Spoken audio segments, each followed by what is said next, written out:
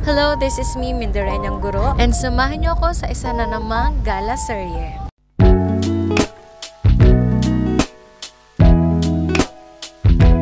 Pag nga may ganitong lakad, isa sa sakyan na ako nag-aayos. Dahil ito nga kasama ko, akala mo lagi nagmamadali? Pag nga garna yan, kasama mo yung mapipingot mo lamang. Dadari Johnson, sananananan, tantanananan.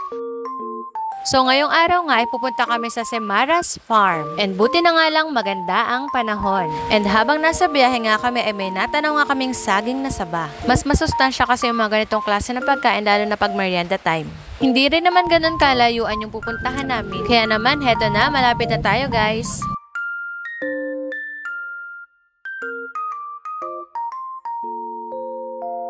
Medyo makipot nga lang guys yung daan. Kaya pag may kasalubong din tayo na 4 wheels, ay awan pa nga kung saan dyan gigilid, ay magja-jack and point na lamang kung sinong aatras na eh. Pero buti na nga lang din at wala kaming kasalubong. May nakalagay nga doon sa harap nila na 50 pesos yung parking, pero applicable lang pala yun kapag weekend. Pero pag weekdays, it's free. Ay salamat nakatipid ng 50 pesos si madam. Pagpasok pa nga lang, ito na agad ang bumungad sa amin. O diba ang ganda, colorful. Front pa nga lang nila yan and wala pa tayo sa exciting part. Kitang-kita naman kung gano'n na-maintain yung mga halaman nila dito. And guys, meron nga pala sila ditong giant butterfly. O diba, ang cute. So guys, ang isang kubo nga pala dito is 250 pesos. Pero guys, hindi kami nag-rent kasi magtatayo kami ng awning tarp. Bawal kasi guys mag-tent kaya awning tarp na lang yung aming itatayo. And karamihan nga pala ng mga nandito is group, mga magtotropa, barkadahan, or mga pamilya. Maganda nga rin dito mag-team building, no? And guys, dito nga sa pwesto na to napili niya mag-set up. Maganda kasi sa pwesto na to kasi may batis.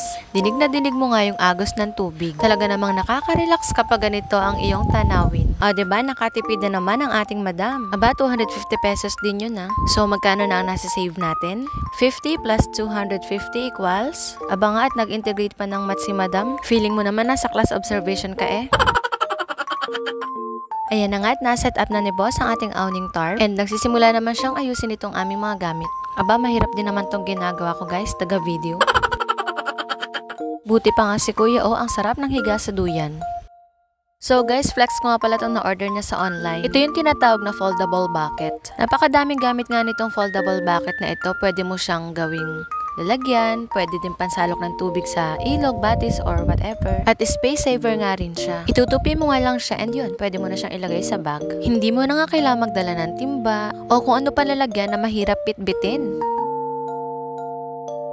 Guys, grabe guys, nakaka-relax talaga ang paligid. So ayan guys, all set na, kaya naman magpapahinga muna ng saglit. Tinupi nga lang pala niya sa dalawa itong tarp kasi nga masyado siyang malaki kung isang buo yung isiset. Pero yung una namin ginawa is isang buo siya kasi kasama yung tent nun eh. Last week na nga ng June kaya naman nagka-countdown na ako. Start na to ng countdown natin mga guys. At ito na nga ang day 1 ng ating huling linggo ng bakasyon serye. Grabe, isang linggo na lang pala. Kailangan mo na talagang namnamin ang mga natitirang araw ng bakasyon. Madam, ano na namang iniisip mo? Naiisip ko lang naman dyan kung sino na yung papalit na bagong DepEd Secretary. Sino nga kayang papalit kay VP Sara as DepEd Secretary? Pwede bang ako na lang? Huy, walang ganun, ano be? Moving forward ay katatapos nga lang namin mag-lunch ng mga oras na yan. So pork sisig nga yung in-order niya na ulam and sinamahan nga niya nitong mais con hielo as a dessert. Sa 295 pesos nga ay busog na busog na kami. O diba 80 pesos lang yung entrance fee per head. So bali 160 nga kaming dalawa. O diba sa 500 pesos mo may sukli ka na, nag-enjoy ka pa. And matatanggal talaga ang stress mo sa ganda ng paligid. Tingnan nyo naman guys yung highlight ng lugar na ito kaya naman dinaray talaga siya ng mga tao.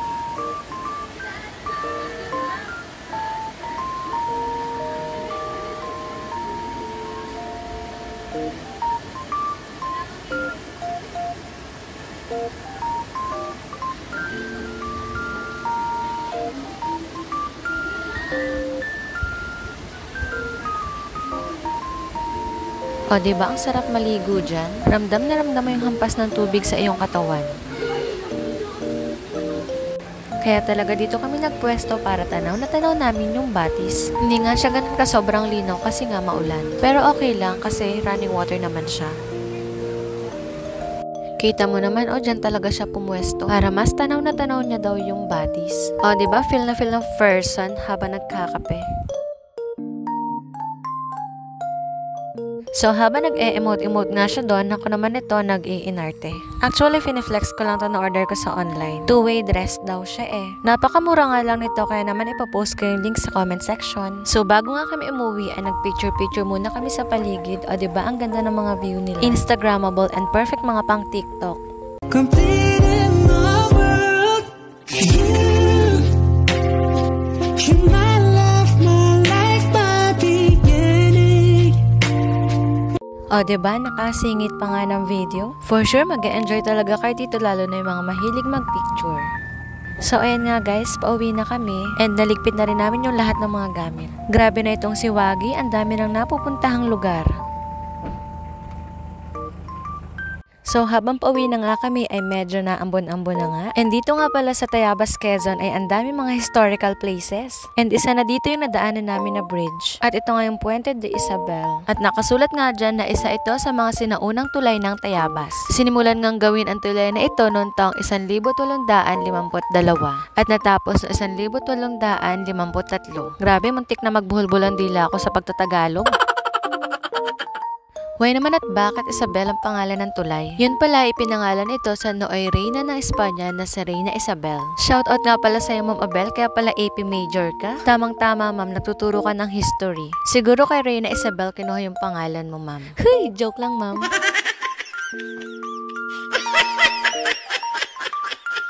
So guys, ito nga pala yung tulay ng Puente de Isabel. Kitang-kita naman sa itsura niya na talagang luma na. May nadaanan pa nga rin pala kaming isang bridge na panahon din ng Spain ginawa, pero hindi ko na siya na-picturean or na-video. So yun lang guys for today's video. Thank you for watching!